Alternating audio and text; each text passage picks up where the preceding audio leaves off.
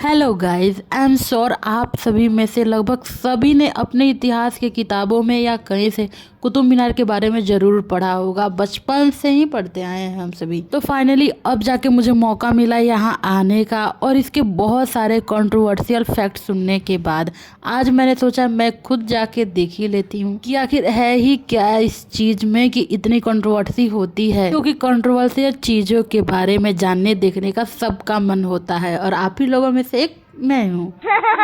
तो कुतुब मीनार विदेशी घुसपैठ की अपने देश में एक निशानी है। दिल्ली का सबसे पुराना विदेशी स्मारक है जिसे वर्ल्ड हेरिटेज साइट में भी शामिल किया गया है और इसी के प्रांगण में जामी मस्जिद भी है और ये दिल्ली के महरौली जगह पर स्थित है।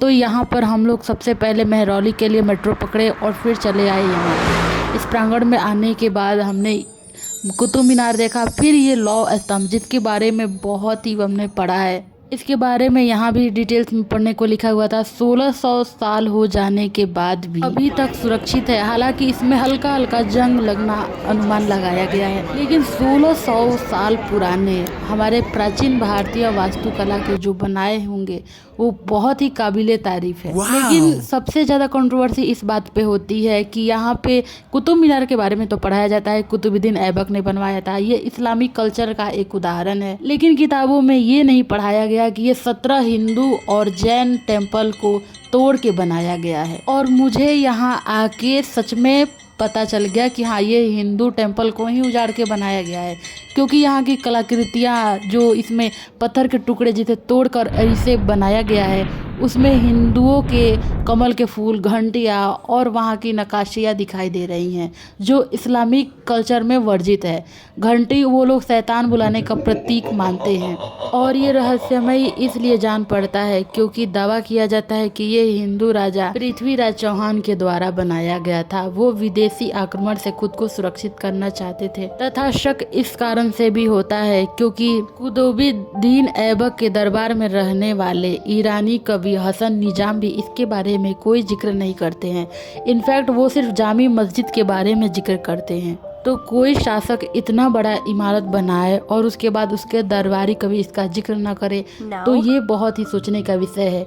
इसके अलावा इतिहास में कहीं पे भी इसका जिक्र सीधे तौर पर नहीं किया गया है और यहाँ आने पर साफ दिख रहा है कि इसकी 2 इमारतें बिल्कुल इक्वल है और बाकी की अलग है, क्योंकि 1368 ईस्वी में बिजली गिरने के कारण इसका 2 फ्लोर खराब हो गया था जिसको फिरोज शाह तुगलक ने मरम्मत करवाया था सफ़ेद मार्बल के द्वारा। ऐसा तो माना जाता है कि शुरुआत कुतुबुद्दीन ऐबक ने किया था, लेकिन इसका समापन इल्तुतमिश ने किया। तो इसको बनाने में 27 वर्ष लग गए, 1193 से 1220, और इसमें जितने भी शासक हुए सबने अलग अलग तरह से इसमें मॉडिफाई किया।